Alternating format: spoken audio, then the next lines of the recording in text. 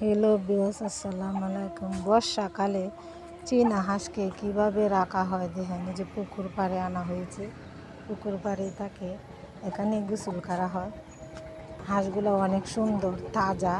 তাদেরকে আলাদাভাবে খাবার দেওয়া হয়, ভাত, মাছ। তাদের প্রিয় খাবার মাছ হলো তাদের প্রিয় খাবার।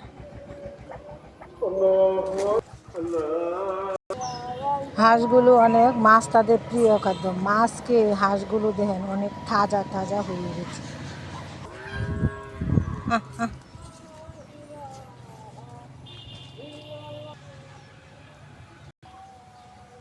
উড়া দিয়ে অনেক দূরে চলে গেছে। এই যে সাঁতার কাটতেছে পুকুরে। মাছকে হাঁস, চীনা হাঁস অনেক তাজা হয়ে গেছে।